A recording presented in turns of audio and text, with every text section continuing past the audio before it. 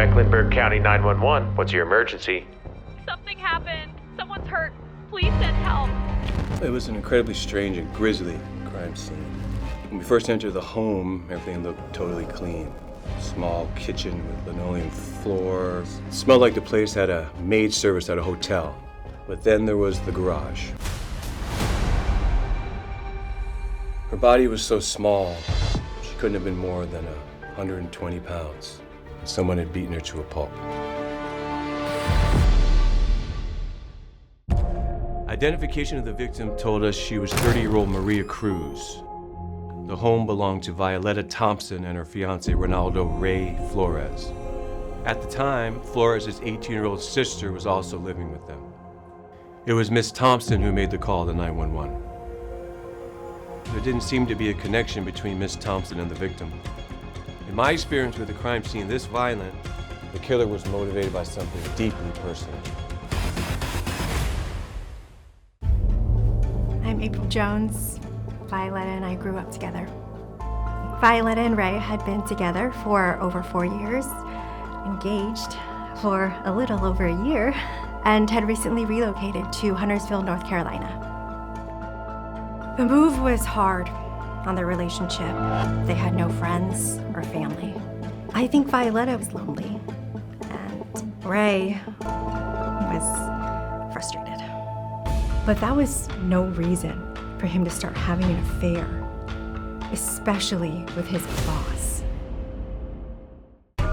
I'm Roxy Hall. I'm an investigative journalist, and I covered the Cruz murder. Ray and Maria worked together at the local grocery store. Maria was his manager.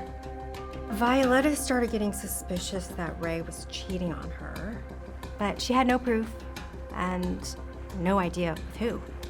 She said he suddenly started working long hours, so she went by the store one night, but he wasn't there. She wouldn't stop obsessing. I told her to just confront Ray about it, but she didn't want to. Then Ray's little sister moved in, and that changed everything.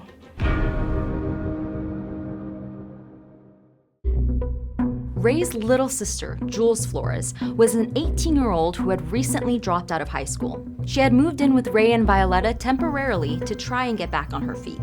But what ended up happening was very different.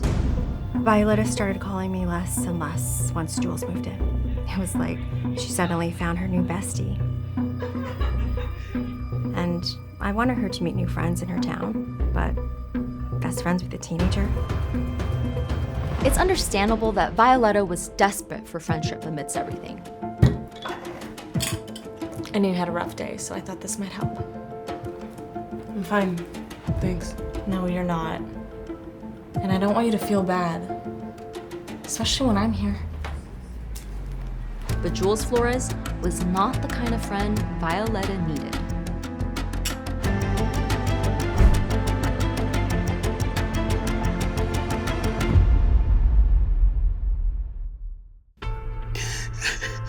When I arrived at the crime scene that September evening, Miss Thompson was in a state of panic. But there was one other girl there with her fiancé's younger sister, Jules Flores. And Miss Flores was, well, how do I say this? She was almost amused. She'll be okay. She sometimes freaks out like this, but I know how to handle her. So just let me know what you need and I got you, officer. I asked both ladies where Mr. Flores was, but neither one of them would answer. Something told me he was going to be the key to whatever had happened there. So the question is, what really happened to Maria Cruz? And where was Ray, Violetta's fiancé, with whom Maria was supposedly having an affair?